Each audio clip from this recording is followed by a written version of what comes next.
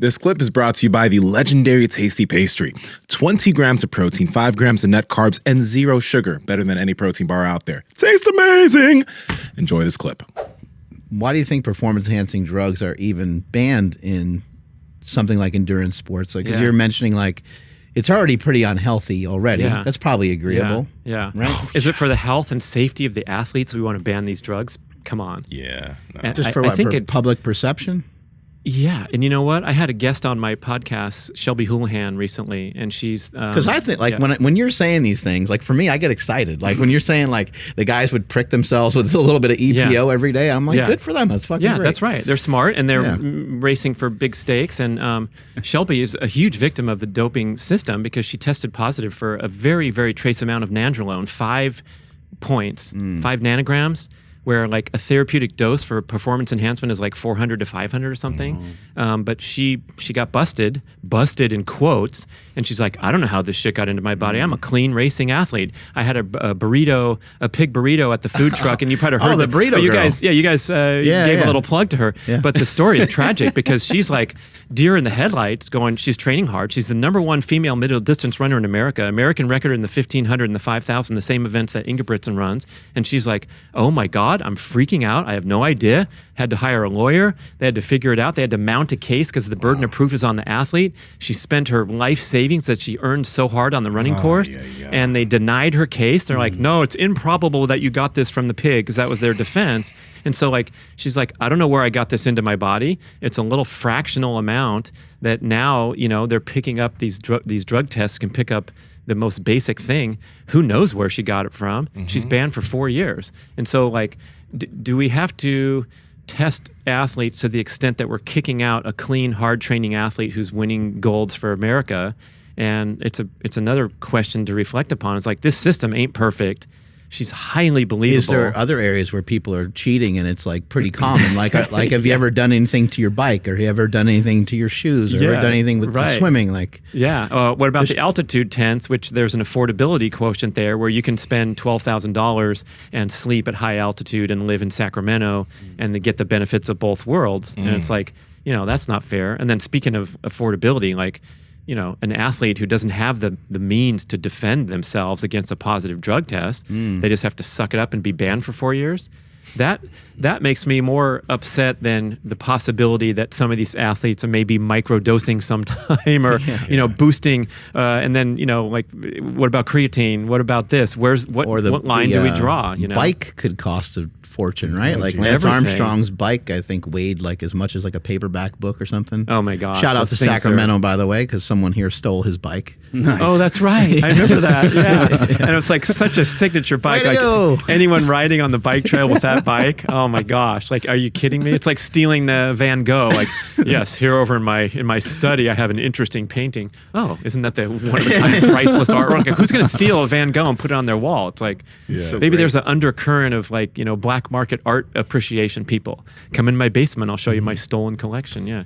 Oh, but you know what? Back to your question, like, if I'm doing everything I can and I want to be better, and I feel like I'm frustrated and I'm stuck at a crossroads, I would be open to it, because it makes a lot of sense that, like, look, there's no downside risk. Like, you're gonna increase your risk of cancer because your testosterone is too high. It's probably the opposite that's more the case, that you're gonna, you know, proof yourself from a lot of breakdown and metabolic disease because you're out there working out, maintaining muscle mass, and by any means necessary.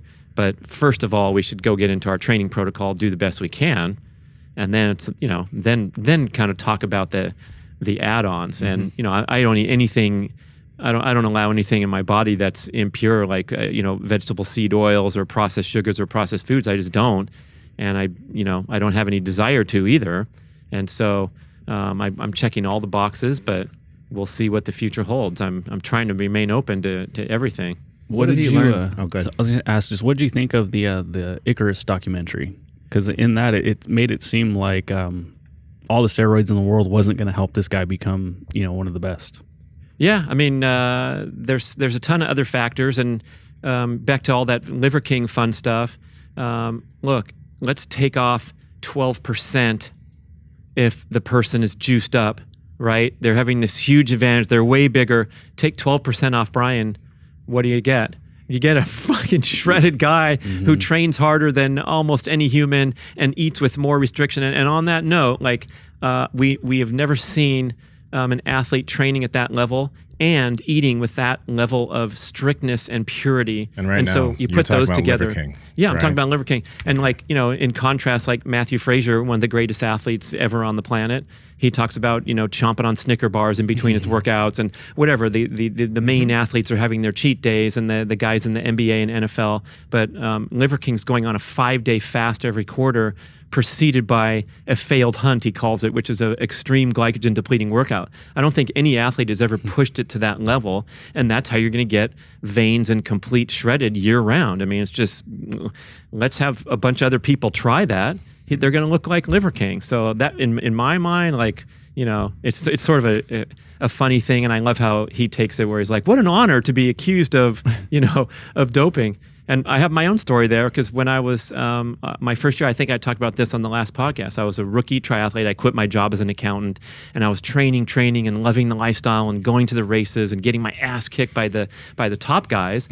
But I dreamed of being there someday, and I was always improving, and I was totally focused on my own personal improvement. So if I got 21st in a big race, I'd notice that my run time was the 4th best of the day, and all I had to do is improve my swim a little more and improve my bike. So I kept working hard, and then I went to this big race at the end of the year, and I upset the 2 top-ranked guys in the world, and I was completely out of nowhere, and no one knew my name, and that's when I got all this attention immediately, and the sponsors were calling, and it was such a great moment in my life. And then I did it again. There was a rematch, and I beat the same top guys. Everyone was gunning for me, and now I was showing that I was deserved to be at the highest level of the sport, and I'd got there really quickly in my first year.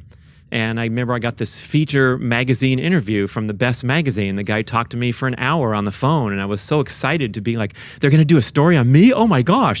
Tell me about your training, Brad. And you ran at UC Santa Barbara, but you got injured a lot, and then you stored triathlon. Yes, sir. And it's been really great, and I'm so excited to be here.